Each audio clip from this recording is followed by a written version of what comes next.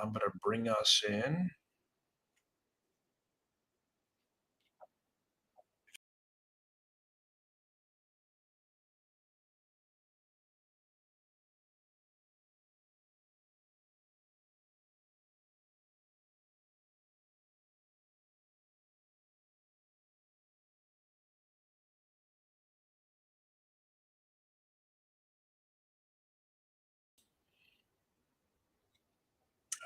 Okay.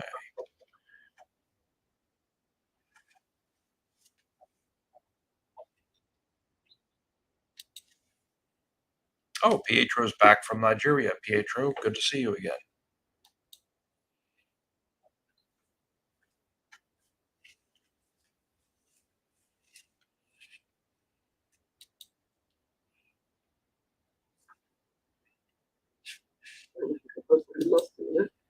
Yeah, he popped out for a second, but I think he's doing good now. All right, I've got the window that I need, guys, on a Chrome tab here to share this with the rest of the world. All right, good. Let me put that in there. Looks excellent. Not so easy to do, not so easy to do. Let me get started with our world anthem then.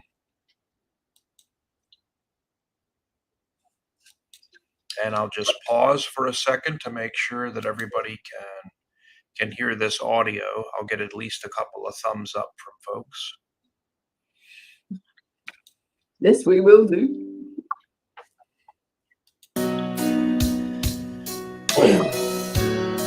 Is everybody getting that? Yeah. Yeah. Okay.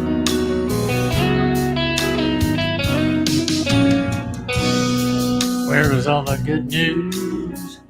Where's the helping hand? Where are all the smiles I used to see? You gotta be here somewhere. I think I'll take a look around. Maybe try to find some harmony. All the love we used to know, just too hard to find. Giving in to feelings of despair. World renewed is upside down. Fears replacing love. No one seems to care. There's a smile that says hello.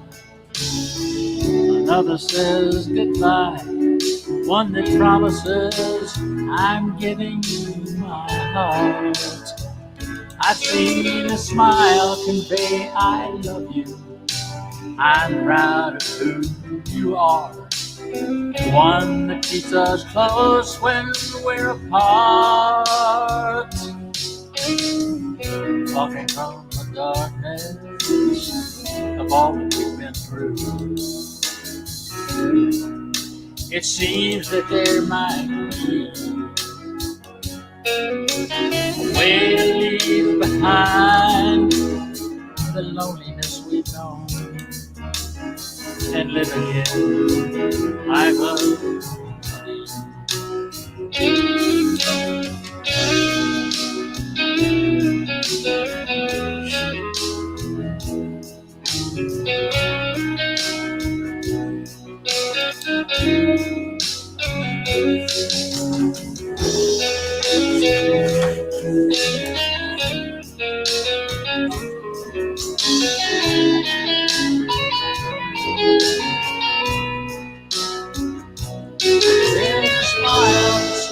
Hello. Another says goodbye. One that promises I'm giving you my heart. I've seen a smile convey I love you. I'm proud of who you are. And one that keeps us close when we're apart. Maybe it's I'm taking you now. Conversations that end with let's agree. We may be a little closer than we think, finding our way home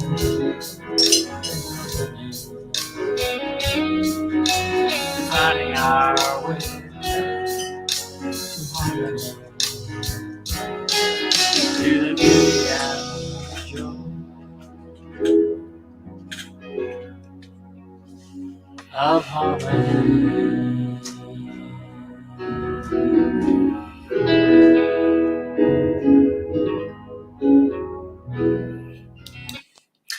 Well, thank you guys so much. I'm Marty Mangello, president of Rotary Club of Global Impact, number 224-228 here in District 7680, coming to you from Charlotte, North Carolina, the most populous city in our state of North Carolina. It's our great honor today to have the treasurer of the state of North Carolina with us, Treasurer Folwell. And as is our custom, we go right into our speaker for Rotary meetings, after which we will be inviting Nicole Sepala, our international chaplain, to give an invocation.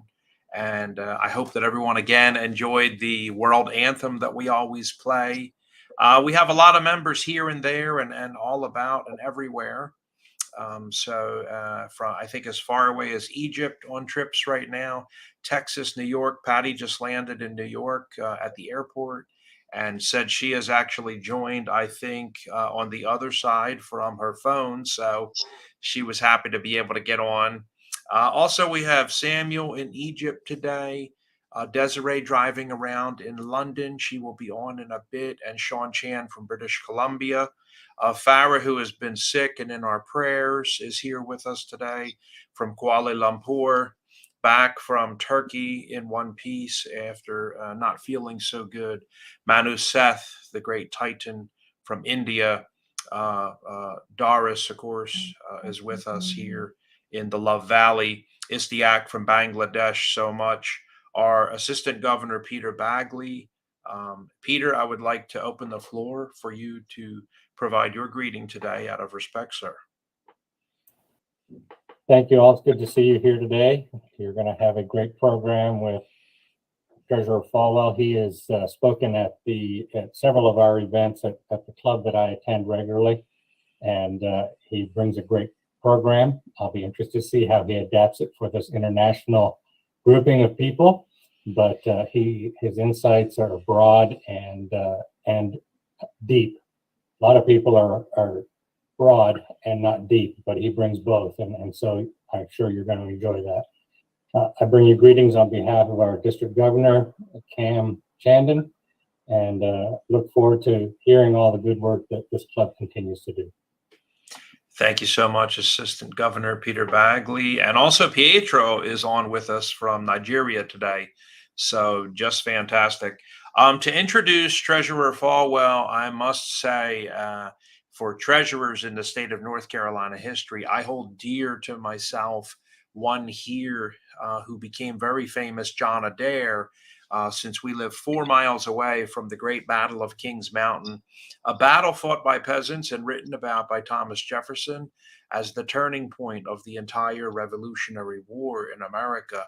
This battle would not have been possible and taken place to set the world free and put an end to kings, queens, emperors, czars, and the rule by one across the earth without the great treasurer's help, John Adair, who literally said, I give to thee the entire treasury of the state of North Carolina illegally. For if there is nothing left after this battle at the Great Kings Mountain, then there will be nobody held responsible. So I realize you have bills to pay, you have food to purchase. You cannot mass an army of almost 2,000 people down at the cow pens, Hannah's cow pens, and not have need for desperate money. So without further ado, I would like to introduce today's current and seated great treasurer of the state of North Carolina, a fellow Tar Heel, Treasurer Folwell. Welcome, sir. Thank you, Marty. Can you hear me okay? Yes, sir. Loud and clear. Thank you for having me. Maybe I should just start by asking if there's any questions. after that great video and that mentioning Mr. Adair's. But I'll just, in respect to Governor Bagley, thank you for those those comments. I'll start the way I start with every group, and that is that number one is that I could get emotional over the next few minutes. There are things happening in our world that are worth getting emotional about. I'll not be getting political for two reasons. It violates the spirit of Rotary. But the other reason is the blood that runs through me, Marty, is Quaker. And I attend church in LA, North Carolina. In case you've never been there, that's near Lower Archdale, below High Point. And our church is 250 years old this year. We were actually here before the country was here. And if you know anything about the Quaker religion, you know that one of the spices of being Quaker is to be fair and just. So when I look at that video and think about everything that's dividing our country in that video, political party, gender, and race, none of that exists at the Treasurer's office. The only thing we focus on is the color green, Green. And what that means is that we don't pick and choose which laws to apply or who to apply them to. We treat everybody fairly and justly. But I will be getting highly mathematical. So if math makes you nauseous, you probably should zoom out now and just get credit for the meeting. So evidently, Dr. Crawford doesn't get nauseous with mathematics. So anyway, I oftentimes wear this lapel pin. It has NC on it. We all know what NC stands for, but for the purposes of my comments today, it stands for nothing compares. I wouldn't trade places with any other state treasurer in the United States. My remarks today are going to be in the spirit in memory of Loretta Lynn, who during my lifetime brought tremendous sunshine to the importance and the empowerment of women in our society, and also the blight of rural America. And that can be transposed into the what's happening in rural North Carolina. So you know, like I, that people die twice. Once when their spirit leaves heavenly earth, and the second time is when the last living person remembers who they were or says their name. I think it'll be decades, if not generations, before people forget about the importance of Loretta Lynn on our society. So just like a good Loretta Lynn song, I'm going to kind of build you up, then I'm going to burn you down, then I'm going to build you back up again at the end and take questions. The nothing compares starts with the fact that you may have heard about 3 months ago that North Carolina got designated #1 in the United States for business outlook and business activity. It's the first time in state history that's happened. One reason, and I'm sorry I don't have my charts with me, they're down in the car. One reason is that the state debt leading up to 2010, if you were to see a graph of the state debt, I think Governor Bagley's seen this, but when you see a graph of the state debt, it looked like the federal deficit right now, which is almost mathematically unconscionable at this moment. But since 2010, the state debt is falling dramatically. And since I was with you last, Marty, I'm going to be reporting to you as the state treasurer that the state debt of North Carolina is going to fall 60% over an 8-year period, a 60% reduction in our state debt. And 5 of those years are in the rearview mirror, already taken care of, and the next 3 years are in the windshield, and I've already pre-refunded that debt.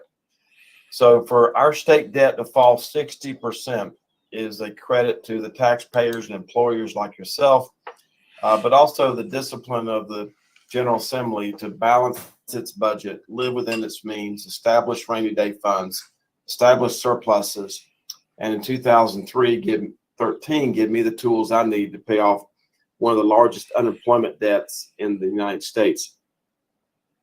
Now, hopefully, you don't wake up and think about unemployment debt or FUTA or SUTA. FUTA is federal and SUTA is state unemployment taxes. But all the businesses across our state do.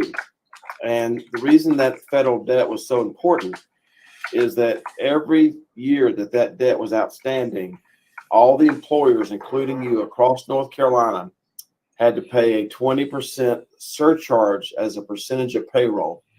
And it was cumulative, Marty. So every year it stacked on top of each other. By the time we got to around 2012, that was about 1.2% of payroll. Now, I think I am right in saying that Harris Teeter operates on about a 2.5% margin. They turn that inventory a lot per year. But just think about a 1.2% surcharge on payroll. It was an enormous payroll tax. And what's so perverse about this, and the reason I'm going into such detail, is that we were actually increasing the payroll taxes on the employers during the great financial crisis while we were trying to get them to hire people. That is completely, excuse my French, ass backwards. I probably won't be invited back after saying that. You'll be invited back. Okay. So, Governor, so what happened was in 31 months, the $2.7 billion of debt was paid off. A $1 billion surplus was established. And on St. Patrick's Day of 20, the same month when I was battling to stay alive as one of the early contractors of COVID, in March of 20, the Unemployment Trust Fund had $4 billion surplus, which was desperately needed. As then right after that, we had nearly 1 million people in North Carolina unemployed. We're one of the few states that did not have to go back and borrow money from the federal government during that period of time because of the strength of our Unemployment Trust Fund. So being designated #1 in the country, first time in state history, is based on the fact that our state debt is falling 60%. The second reason is based on the fact of something that many of you are attached to in one way or another, and that is our public pension plan for our state or our local employees, those that teach, those that protect, and those that otherwise serve. Our pension plan, even with all the volatility, and what do I mean by volatility? In my lifetime, this is the first 6 months of 2022 were the only time in the history of the stock and the bond market where they both together went down. Normally it's like this, but the stock and the bond market fell dramatically in the first 6 months of this year. Our pension plan remains one of the best funded pension plans in the United States, if not the world. Even with all this volatility, we're about 87% funded. The South Carolina plan is 60% funded. Alabama's 55% funded. One of the Kentucky retirement systems is only 30% funded. So in all of you who teach, protect, otherwise serve, or related to somebody who does that, just know that you're still participating in one of the most safest, secure, best funded pension plans in the United States, if not the world. Tomorrow in our investment advisory committee, next week in our retirement supplemental, I chair 21 board. I sit on 21 boards, so I get them confused sometimes. But we're getting ready to hear a report from CEM benchmarking that shows that our pension plan is the most efficient pension plan in the world of any plan over $50 billion. So salute and congratulate the people in the investment management division who have partnered with me to cut nearly $700 million in Wall Street fees out of the plan. Now, pension plan's doing great. The state debt's falling. We've been able to maintain our AAA bond rating. We've been designated #1 in the country by CNBC. So that's the good part of the Loretta Lynn song. Now I'll burn you down and tell you that we continue fighting the healthcare cartel in North Carolina. Now, you can probably already tell possibly that back in the day when I was a motorcycle mechanic and a garbage collector in Winston-Salem, I used to stutter more than I do now. And I was advised by my professor at Winston-Salem State when I was struggling to find just the right word to go to the Webster's Dictionary or the Bible, and that would get me on the right course. And by the way, that professor is a fellow you may have heard of, but maybe not. His name is Subha Shah. He is the only living childhood friend that was born on the same day in the same hospital in Zanzibar as Freddie Mercury of Queen. This guy was a professor for 20 years. So I know many of you have seen Bohemian Rhapsody. I don't think Marty was ready for me to talk about Queen in my presentation today, but Oh no, it's great. Love it. But Suba Shaw has done a documentary on Bohemian Rhapsody, on the life of Freddie Mercury, since he's the only person living in the world who was born on the same day and was his childhood friend in Zanzibar. And Suba Shaw still lives in Winston-Salem. So So when I use the word cartel, it's defined in the Webster's Dictionary as an association which is formed to restrict competition or raise prices. We are seeing the cartelization of healthcare in North Carolina, the concentration of healthcare and the power of fewer and fewer of these multi-billion-dollar corporations who disguise themselves as nonprofits, who are run by these multi-million-dollar executives and their multi-million-dollar lobbyists. Former Treasurer Harlan Bowles, and I just spoke at the Walker School of Business last week at Appalachian. There's a Bowles lecture series up there. He warned us about this healthcare situation in 1977, the year that I barely got out of high school. Bill Gates warned us about this 15 years ago. State Auditor Beth Wood, and I know many of you have heard State Auditor Wood present, and I just want to tell you, this is my attempt at treasurer humor, and I have to tell you ahead of time so you make sure you laugh. You know, State Auditor Wood and I are in a lot of meetings together, local government commission, council of state, and other meetings. And anytime that she and I are working on the same topic, and I'm actually the calm person in the room, somebody's having a bad day, because that means she's getting after them.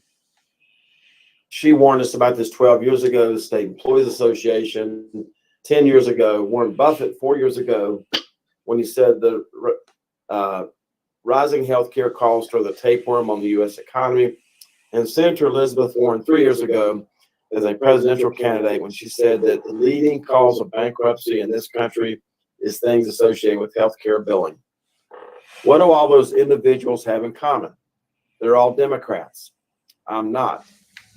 Anybody who thinks that this is a Democrat, Republican, unaffiliated, or libertarian issue is simply lazy.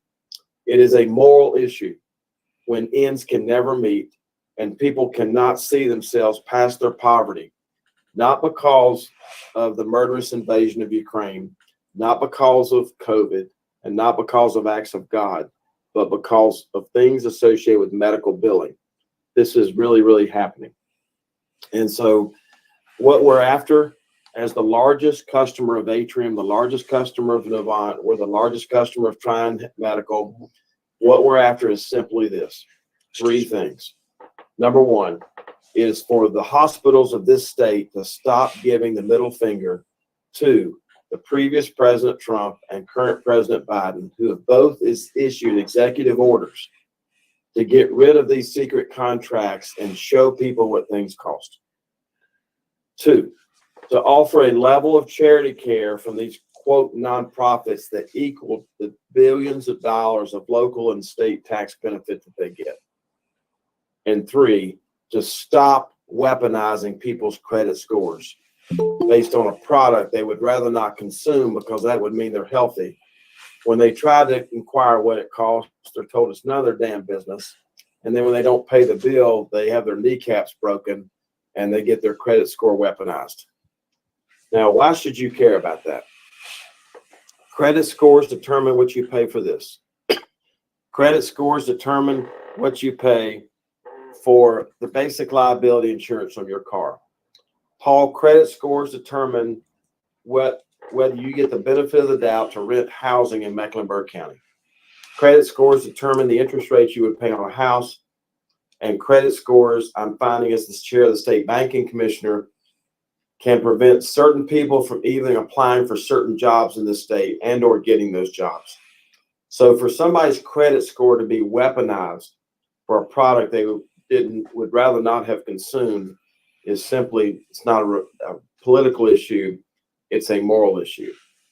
I'm going to relay a story that I was not able to relay the last time I was with you. I got a call about 4 months ago from a gentleman, and I was having a hard time hearing him. Now, I don't know all of you individually, but there's probably a mechanic or two in this group somewhere. And I don't know what it is about motorcycle mechanics and other type mechanics. You can talk to a complete stranger who may be 200 miles away, and somehow or another you think you can fix their problem. I was talking to this gentleman. He said, "Is this Treasurer Folwell, Dr. Crawford?" And I said, "It is." And I said, "Sir, I'm having a hard time hearing you." He said, "But it's because I'm standing outside my car on the highway." I said, "Are you okay?" And he said, "Yes." And I said, "Is your car okay?" He said, "Yes." I said, "Why are you standing outside your car?" He said, "Because our 16-year-old daughter is inside that car." "Is she okay?" "Well, no, not really. A few months ago, our daughter was raped. She went to a hospital to seek the medical attention that she needed. And we have gotten thousands and thousands and thousands of dollars worth of bills associated with her getting that rape kit and getting the testing that she needed. And I get 10 threatening phone calls per day from medical debt collectors. And with everything that she's been through, the reason I'm standing outside my car is I never, ever want her to second guess that she did the wrong thing in seeking that medical attention based on the harassment we're getting to pay these bills that we can't afford." And by the way, it's my understanding that no one in this state should ever be charged for a rape kit, period. End of discussion. I don't know why this is happening. 4 weeks ago, I talked to a lady who became a widow unexpectedly at 47. Her husband was in the hospital 2 days, and she said her hospital bills is over $200,000. Her credit rating's been destroyed. So what we're trying to do is we're trying to pass a de-weaponization act next week. Next in the long session, that A, stops the weaponization of credit score. B, offers a level of charity care commensurate to the tax benefit they get. Because we have found through our studies that you can find at the Treasurer's website, there's nearly $175 million worth of individuals in North Carolina whose credit scores may be weaponized as we're speaking, that should have never been billed to start with because they qualify for charity care. They should have never been billed at all. It's a vortex. And if you go to WBTV Investigates with either Nick Ochsner or David Hodges specifically, you can find reports all over Mecklenburg County of people who are having liens put on their houses because of things associated with medical debt. So before I go and go for questions, let me build you back up to tell you that there are still people who are part of your group who have money sitting at nccash.com. Now, I've gotten a little smarter about this, Governor. I used to talk about this in the beginning of my remarks, and nobody heard a damn word I said after that because everybody was checking their devices. Go to nccash.com, check your name, your maiden name, your kid's name, parent, your business, your nonprofit. We've given out $105 million this year out of nccash.com. And it's simply where somebody tried to mail you a check that you did not get or did not cash. There's $1 billion sitting at nccash.com, and you might be shocked what you'll find. 4 things you need to remember, especially since I'm speaking to an international club. 1 is the money stays there forever. 2, there's no charge to look up your name. Number 3, there's no charge to make a claim. And number 4, if you happen to live in another state, every state has the equivalent of an nccash.com. So with that, Marty, I'll be glad to answer any questions you might have. Well, thank you so much for an excellent program and your presentation. I'm going to change the layout and go back to a tiled one for everybody and open up the floor for questions, but I'll just start with my own first question. How important do you think as a human it is to not overspend and not pay your bills and welch on your debts, regardless of position, religion, political affiliation? How important do you think it is as a human not to welch on your debts and overspend money that you don't have, Treasurer? Well, I think it's very important. But it's funny the way God made our hand that anytime you point a finger at someone, there are 3 fingers pointing back at you. all those three fingers right now are pointing back to our federal government. As a CPA, as a person who came up with making my living with my hands and my back and my feet, I don't know mathematically how we're going to get out of our federal debt situation. And I think that where civilizations start to unfold is when you lose control of your ability to repay your debt, or it starts to affect the middle class, which it is, and or your currency. And that's why I'm deeply, deeply concerned about that. And I will also tell you that it's my belief as a Quaker, as a Christian, and as the state treasurer, that people like to be able to feed themselves. People like to be able to go to the bathroom by themselves. And people like to have the joy of achievement and at least the chance to live within their means and pay off their debt. That's my belief in people as individuals. Absolutely. Any other questions today from anybody?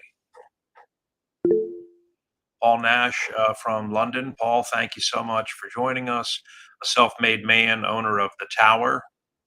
Paul Nash. Yeah, it's not really a question. Just quickly, I used to live in Florida and for quite a few years, and when I was coming back to the UK, I was looking to buy cars to bring back, American cars to bring back to the UK. And you know what? In every advert I looked at, used to say, selling my car because I had to pay health bills.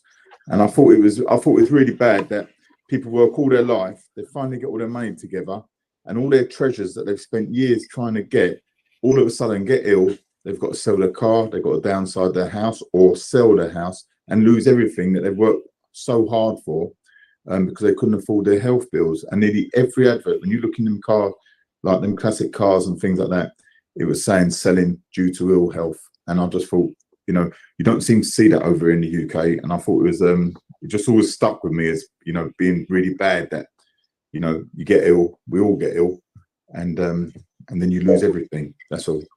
Well, thank you, Paul, for saying that. And, you know, it's a very, you're exactly right. And when all these folks from Elizabeth Warren to Warren Buffett to former treasurer Harlan Bowles, or when I talk about this, it's a serious issue. A life-saving surgery should not cost you your life savings. Anybody else today for Treasurer Folwell? Well, thank you. Thank you so much. Marty, two quick things. We have a rule, well, three things. Number one, I want to thank you all for being Rotarians. With all the challenges that we're facing in some of our small counties and cities and big counties and cities across North Carolina, it's unimaginable what we could accomplish if every public servant just adopted the four-way test and the motto of service above self. Secondly, and I say this a little bit negatively, there are people who are going to be elected tonight, and tonight will be the end of their achievement in public service, because they won't do anything beyond here. When they got elected, that's it. And what I so appreciate about this venue is the opportunity to speak to you like adults. Hopefully what you've heard has made common sense. And we have to start focusing on public servants who are there to enrich the people they represent, not enrich themselves, who just talk to people like adults. What they say makes common sense and will attack problems and not people. Absolutely. Thank you so much for an inspirational message, certainly bipartisan, and you have our full support to not weaponize credit scores and healthcare on anybody. Thank you. Bravo. Yes, Quantum on Light. Bravo.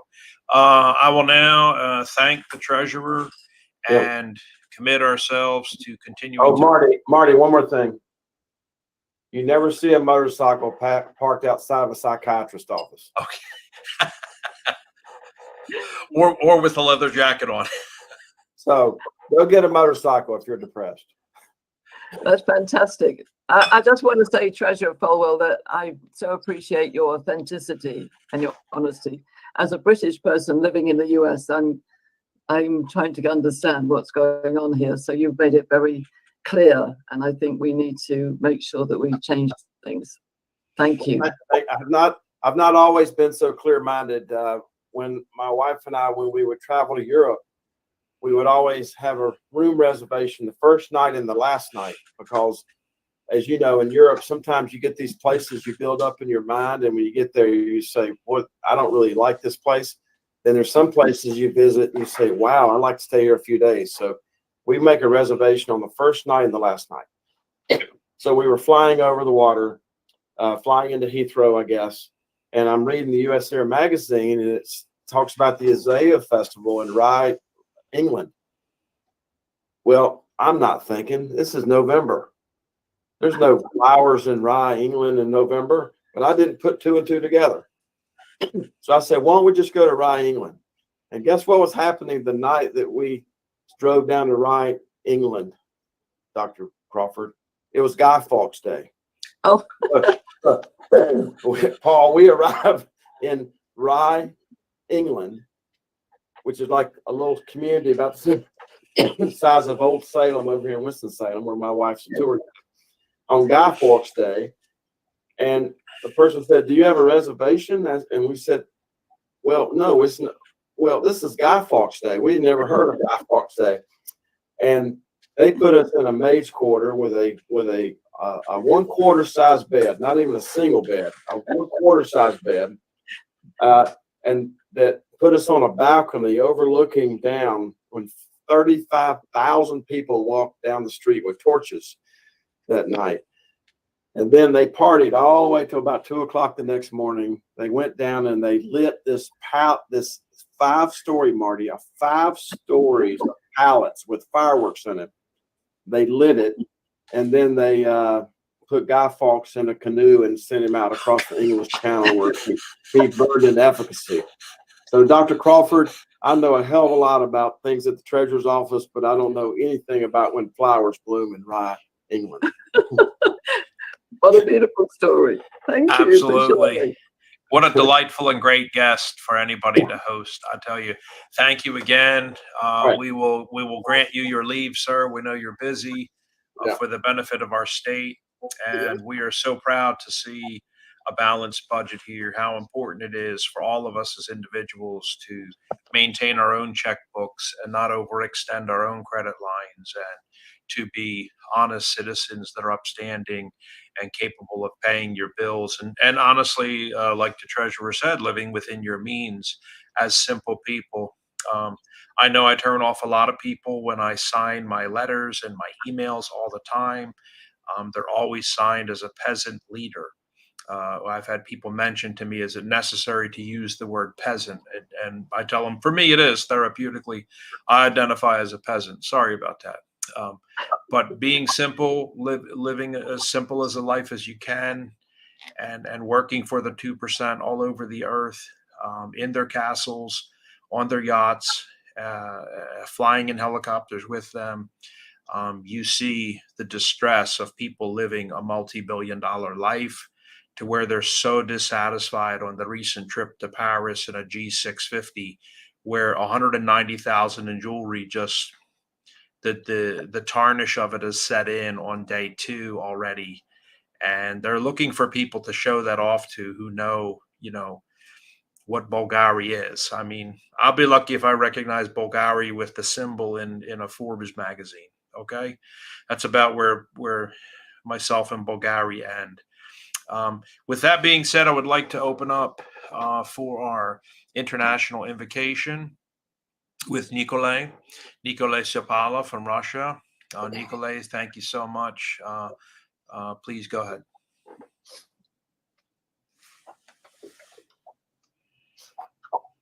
Okay, thank you very much, Dr. Martin. I was so inspired about your invitation to pray, with different people from different faiths. So I will try to say one kind of interfaith prayer. Yeah, please join me in prayer. Yeah, dear Heavenly Parent, we are so happy to meet you live here at this meeting. Here we see the brilliant people from the US and around the globe, and we are all your children, and we are so thankful that you meet us together. We not meet by a chance, but there could be some providential reason about. So, dear Heavenly Parent, please bless everyone who joined here as we. At these meetings, one per month, we report our deeds, what we are doing in Rotary and our jobs and wherever the globe. Please lead us to have more wisdom what to do next month. Give us more wisdom, more blessing, and that we all blessing that we receive, we could give for our brothers and sisters as we still see the world is suffering, dear Heavenly Parent, and many of you children are suffering. So we ask you very much, please lead us every day, every hour, every second, and bless everyone who joined today and those who will see this video. And I pray, and my name is Nikolai Karpov, Adieu, amen, amen, amen. Well, thank you so much, Nikolai. I would like to turn it over then to President-elect Crawford, Dr. Crawford, with her message with her upcoming presidency. Thank you, Marty, and thank you, everybody. That was an amazing presentation from Treasurer Folwell, and it makes us think about what's happening in the world. I think we need to make sure that we pray immensely for the young women and men in Iran. Very, very disturbing news this morning about possible imprisonment and death for actually just wanting freedom. And let us remember that we do have, in our own country, we may have some limitations on freedom, but it's important that we understand that freedom is a human right. And my mission is to bring authentic harmony into the world and the true empowerment of women, but the true empowerment of men and women together. And that's what I honor about this club, is that we seek to join hands across the world, and we have many women and many men here together, very wise and very willing. We need to spread that message and make sure that we empower everybody in the world to understand that they have a contribution and not to limit. So let's go beyond our limits, go beyond tradition and beyond equality to harmony. That's my message, and that's what I wish for all of you today. Thank you, Marty. Yes, ma'am. Thank you, President-elect Crawford. Also, some old business I would like to move into was recently the Diaper Bank event. Again, this was our second Diaper Bank that we attended, and many different Rotary clubs came together from all over the district to go to the Diaper Bank. I'll share some of that with a report for everybody to see what's going on at a Diaper Bank and what all this looks like, what it's about. It's semi-confusing if you have never been to such a large bank with a vault as a Diaper Bank, but hopefully everybody can see that picture there with our governor up front with all the diapers. Okay, you guys can see that. I can see that you're able to see that. So this is the inside of the Diaper Bank. We must have packed thousands and thousands of diapers that day. This was just a short little video that we did.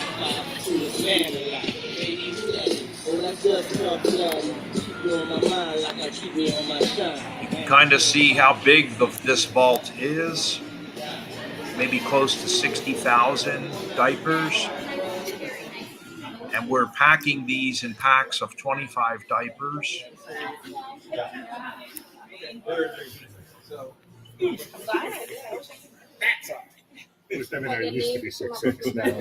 Wow, look at all these stacked, all these clubs and different people did all these. This is a lot of wrapping here. These are we have to put a label on each one. All wrapped, and you can see the holdings back here in the vault is pretty expansive. So let me move that on a little bit for you there. Just another photo inside the bank. There's little Raina, the youngest Rotarian there, packing. Okay, guys, we are here inside the vault today, working. Right now, we're building stacks of #1 diapers, size #1. Stormy is assembling piles of 12, and 12 plus 1 equals a package of 25. Before this, we were doing sanitary pads, a lot of pads, and there's many different operations going on. So we had finished, I think, maybe 10,000 liners and pads. So this has been a huge day here for us working at the diaper bank. We're inside the diaper bank today, the North Carolina diaper bank. This is Kevin Kendrick, our prospective governor, coming in. Kevin's coming into Rotary International.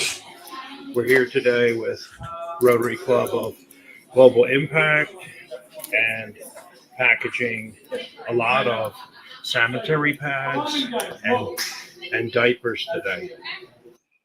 Okay, you can see Cam is walking around, whipping people up, our governor, whipping them into action.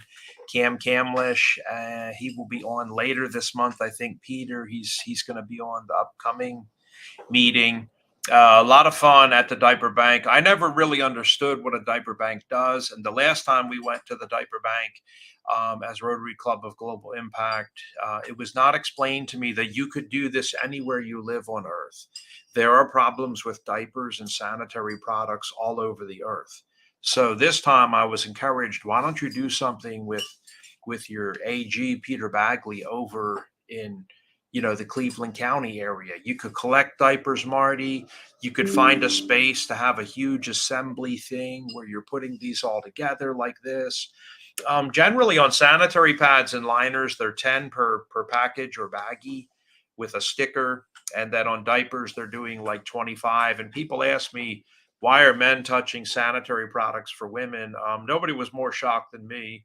Let me just be honest. I never touched a sanitary product for a woman in my life. Okay. But I did learn the first time I went that we have in the United States 1 in 4 girls who miss a school day each month, at least one school day, because they don't have access to these products. And it is illegal in our country to provide them in the American school system. It's not allowed under taxation and the law to purchase these items. And that's pretty tough to ask teachers now to spend a couple of $1,000s a year out of their pocket to provide these. So this is where the North Carolina Diaper Bank came into being. And a lot of disadvantaged households have a problem putting their child into daycare in our state, because when you put a child in daycare here, you often have to provide 30 days of diapers in advance, which is very expensive. So it's shocking to see those signs in the diaper bank when you're in there with Rotary that say low-income households are having a child that wears 1 diaper per day. It's actually pretty disparaging to see that. So that was the diaper bank, old business. I know everybody was asking about the diaper bank. What happened? How was it? What do you do? Any other old business for the club? Then I'll just mention our current income statement and balance sheet for the treasurer's report is online on our website 24 hours a day. If you go on to the website, just take a look up there. It's easy to find when you go on to Rotary Club of Global Impact's website. That's rotaryglobalimpact.org. I will show that today. I had one question about, hey, where is the treasurer reports? Somebody was asking. It's amazing. I had comments from Dr. Mike yesterday. It's amazing to see. This is the only club he's ever belonged to that publishes all of their financial statements online. So there you can see when you come into our website, if you were to drop this down where it says hipster info, okay, You could be scrolling up and down here. These are all of our meetings, right? But if you go up here, you'll notice this drop down and select documents. And one of the things I do as soon as I come into our website on the documents section, I can't stand the way this is all jumbled as a mess. I go over here and I select by file name, organized by file name. And you'll notice that everything is beautiful, okay? All the admin, all the financial, all the grants, people that want to do grants with us, graphics, guest speakers, logos, okay? Anything you're looking for is here. Right here, you'll see here the financial transparent open balance sheet for September of 2022, okay? And right there is transparent income statement for September. Since we formed our club, you know, on April 7th, as soon as we opened up a bank account in May, we began posting our very first balance sheet and income statement, you know, so June, July, all the way through August, September, they're all there. So any questions about our financials and where to find those to analyze them 24/7? Any other old business for the club? Okay, new business, new ideas, new business from anybody. I'm just going to mention about the anthem, Marty, that what we're going to do with the anthem is we're going to get everybody in the club, and maybe everybody who wants to sing a line. Now, not everybody likes singing. I'm not sure that I'm a very good singer, but we want to have a kind of a collective voice behind the words to make it more powerful. So we're going to get in touch with everybody. And those of you who want to sing. Maybe those of you who don't want to sing, you can mime. But we're going to put a compilation together, so across all countries, of us actually embracing the words. So I want you all to think about that, and I will be getting in touch with you. So you don't have to sing, but if you get involved and you have your face on there, we could all be in the annals of history of making this another song for the world. Thank you. Absolutely. It's a great new business item. Just fantastic. And this would be like if you've ever watched We Are the World, where they're singing back and forth. Yes, Aaron, go ahead. Yeah, so as far as potential ideas and ways we can help, last night I got a call from Chris Lyons, who works with we work together at a different nonprofit. Apparently he got a phone call from a rabbi in Ukraine, and they're in desperate need of hygiene supplies in the Kherson region, like desperate.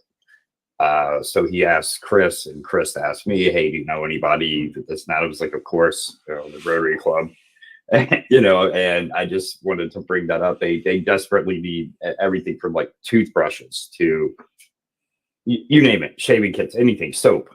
They have nothing. So I was wondering if we could try to figure out a way to either work with one of our partner clubs in Eastern Europe, or get some ideas, maybe get some things donated, maybe get some grants. I don't know, but they needed this stuff yesterday. And this particular rabbi is politically connected. It's literally Zelensky's father's rabbi. It's literally Zelensky's rabbi. I can't disclose anything else at the moment, but I can get him on one of our meetings. You can meet the man, or Zoom virtually, and then he can explain what's needed, what the situation is, etc. Yeah, and thank you so much for sharing this with everybody so everyone can hear about it. So I did send you Rotary's 20-country compilation of every director in every section, area, and country. There's about 20 countries right now, close to 6,000 Rotarians around Ukraine who are supporting our operations. And that list I sent you on WhatsApp contains their phone number, their email, their focus of concentration. So if it's medical needs, if it's refugee camps, if it's overnight housing, if it's evacuation with extraction, if it's dire food and eating and feeding, I sent you that big 3-page long list of every phone number and every person's name. in Rotary, plus their address and location and area of focus. And by working those 6,000 Rotarians, whatever their needs are, they may have a completely different need tomorrow or next week. Please share that list with them, because those people are who we're pouring, there's millions and millions of dollars into, are these AGs and governors on that list. Okay, I will definitely start working the list. Yeah, you got it on WhatsApp, right? It's a PDF that I sent you. Yeah, I'll have to scroll through. Yes. I've got so much stuff to go over. Yeah, it's fantastic to just call a governor directly on the phone and say, I understand you're in charge of refugee assistance with housing in Warsaw, Poland, and you're currently capable of lodging, several hundred people, and I've got 16 headed your way right now. That type of power of connection is just unbelievable. It's knowing the right human's name and having their phone number and email. And then they'd completely switch 10 minutes later and say, now we have a cripple in a wheelchair that needs to be evacuated out. And the best place for that is actually really going to be Romania.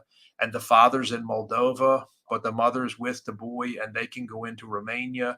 Exactly. Who do we call? I'm giving you 1 minute right now. I want the name, the phone number, and the email. Exactly. It doesn't matter how complex that is, even when they add in things like the grandparents evacuated to Italy. We have the governor's name of Italy on that sheet, Aaron, their email, name, and phone number. So these 20 countries, they're not only Moldova, Romania, and Poland, which are very close, but they're also all the other supporting countries feeding logistics with millions of pounds of supplies in. So I think you're in really good hands. Oh, that's great. That's great, because that's definitely one of the issues that Chris and I are going to run into, as the original orphanage is full. So there's going to be new kids that need somewhere to go, or a temporary or long-term foster care situation. That's one of the things that we're working on. So yeah, as many people in the network as possible would make it a lot easier. Another thing is cancer patients in country. I'm talking to the master of my lodge in New York. It's Washington, the Grand Lodge of New York, Washington Lodge. As you know, like St. Jude's and Shriners are both Masonic hospitals.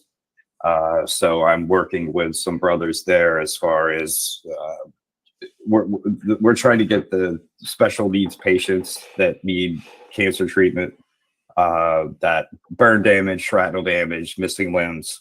They would either go to Shriners or they would go to St. Jude's. But they would need a guardian. That's a lot of coordination, because you got to get them to an international airport. You have to get them a guardian. You have to work with, MOH, and they have a special department for that type of thing. You got to work with the State Department as far as getting them fast track visas so they could get flown to New York. But that's one of the things that I'm working on as well.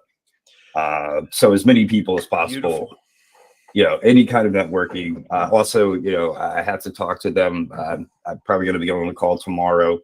I wanted to suggest, and I initially suggested this to the lodge, and I had mentioned it to Marty, about possibly doing a partnership project or fundraiser for the special needs patients.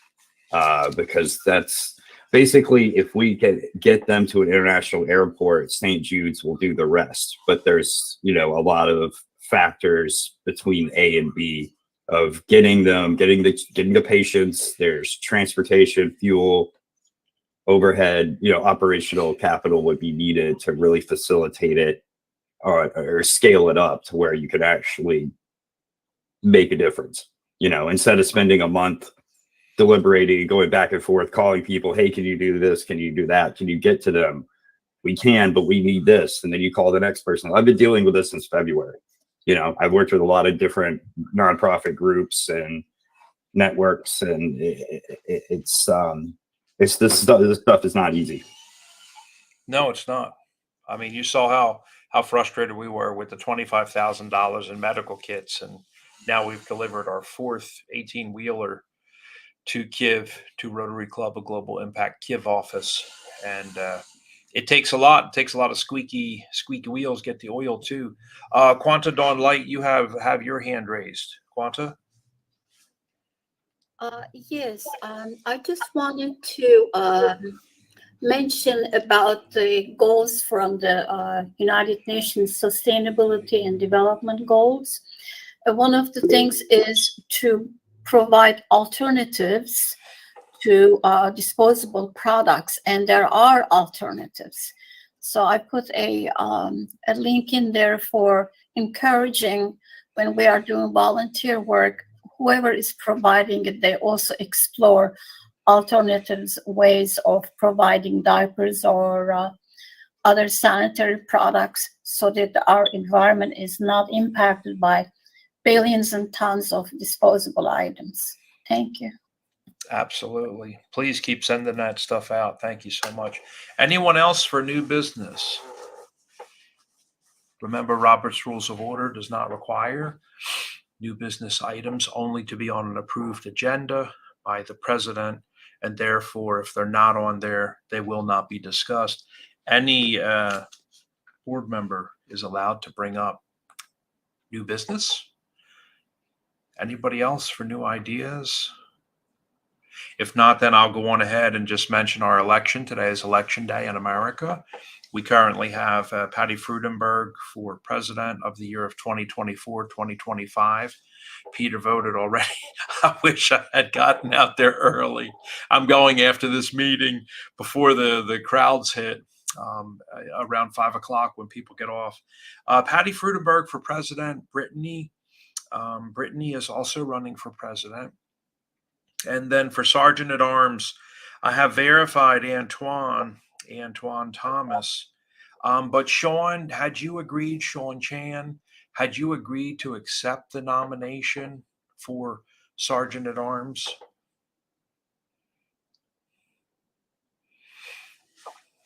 He might be in a meeting, so. Yeah. Had you heard from him? Did he agree to accept the nomination, Pauline? No, I didn't hear. I know he had some questions as to whether or not he wanted to do it, and he may be just happy in his role, that he's doing right now for fundraising. So you guys are going to see the ballot then come out today because we're a global club. We, in accordance with our bylaws, we have several days that we allow you to vote. We had sent out a sample ballot already to take a look at for the year of 2024 to 2025. You know that I'm the current president. Pauline is the next president already, but we're voting on 2024 to 2025 for Rotary. Since Patty Frudenberg is one of the candidates, I think we have a conflict of interest. She normally will check as the secretary. She has to check and run the whole ballot and voting procedure. But since the possibility exists for her to taint that and falsify the vote, Pauline and I are going to follow up behind her. And then she always has to send a copy of the results to the Sergeant at Arms, which is Antoine Thomas. So this would be his third year. And under Rotary's best practices standard from Rotary University, they do recommend that at least the secretary and the treasurer best practice standards are to be in place for 3 years. Okay, so if you graduate some of their newer modules in Rotary Learning Center, you'll notice that they're changing what they're saying. And this is part of one of the newest suggestions from Rotary is treasurer and secretary to be in place for 3 years. Does anybody have any campaign speeches or would like to nominate somebody else? You are able to nominate anybody else right now. You cannot nominate yourself, and the person would need a second. So I'd like to open the floor to open nominations.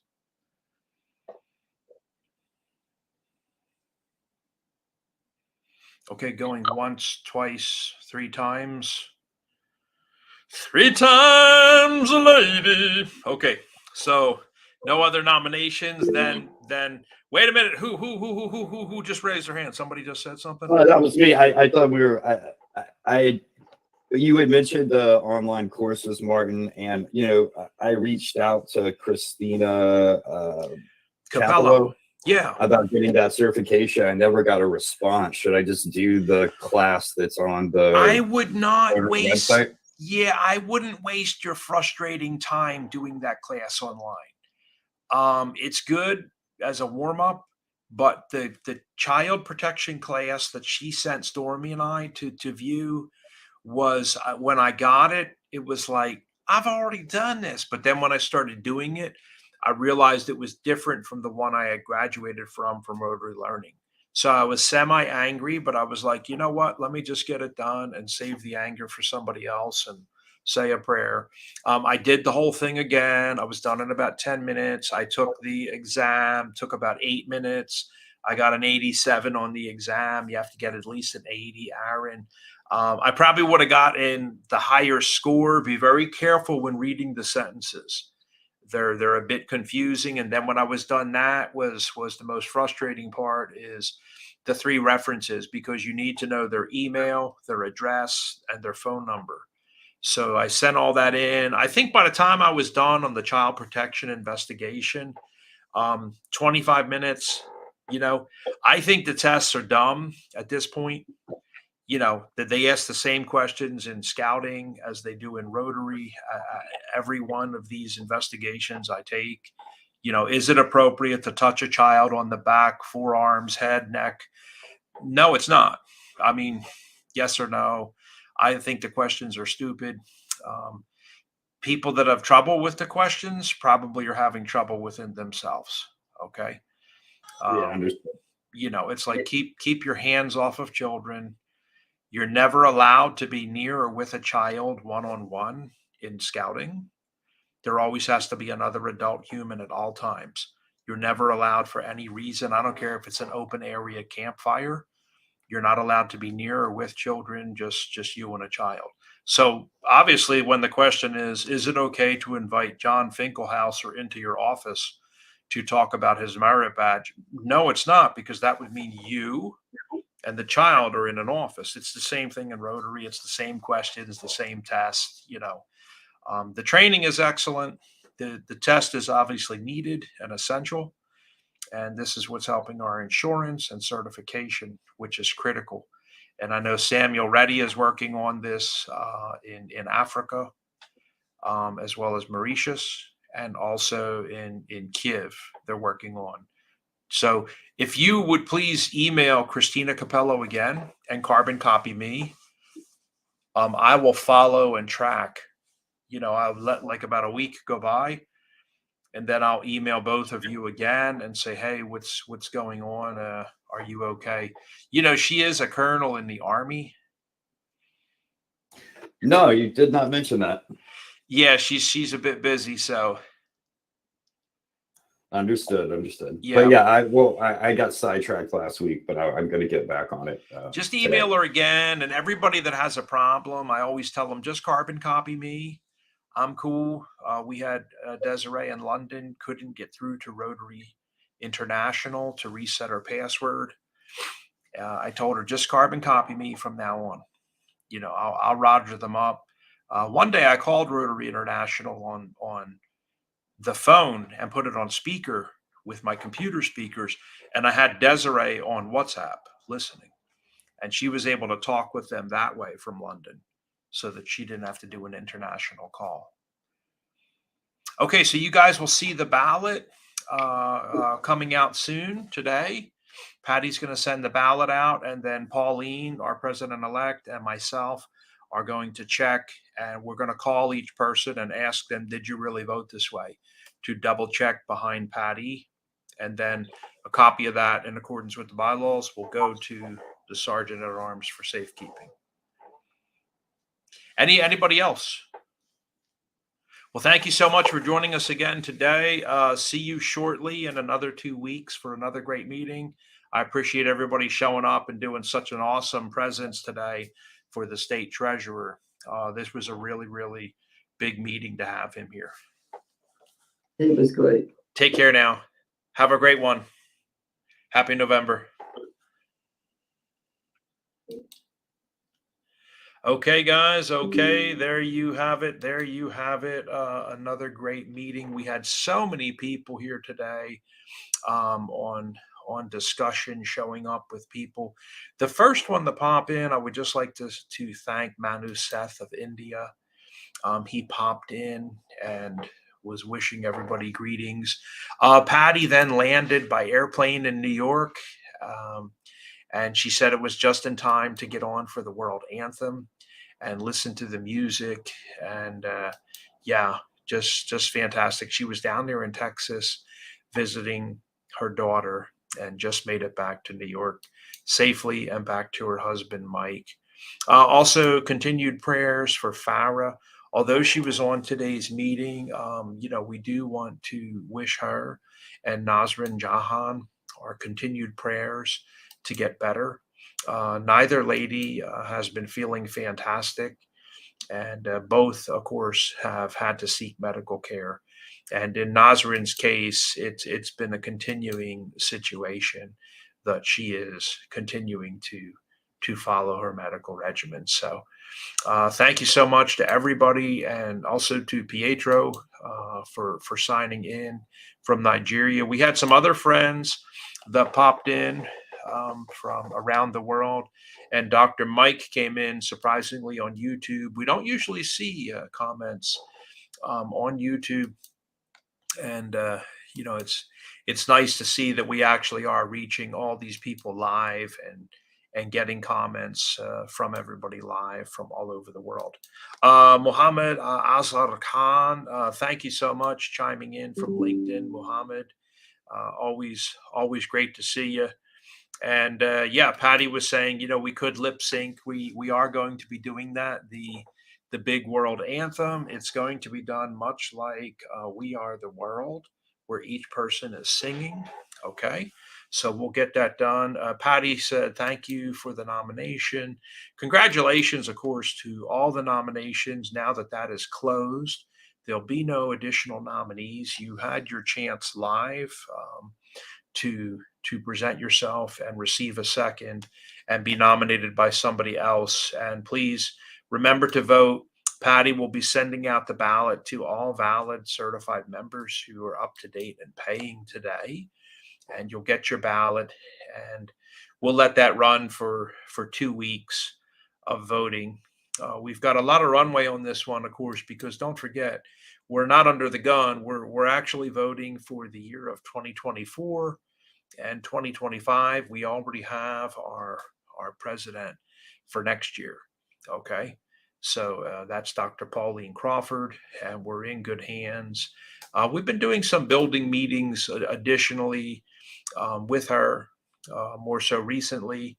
And we had like a 2-hour meeting yesterday on all about sending out emails using the Pmail system and DACDB, and then how we build our website and our easy story functionality for that, plus the graphic design with our digital information publicity officer, our DIPO, which is Isti Akdoza, is beginning to take over a bunch of those functions with the graphic design and going to start working with Miss Elizabeth Hicks. Hoping you have a great one. See you just before Thanksgiving here in America. Don't forget to get out there and vote. Don't forget, today is election day. See you soon. When people ask us who we are, we tell them we're problem solvers, opportunity creators, and change makers. We are Rotary.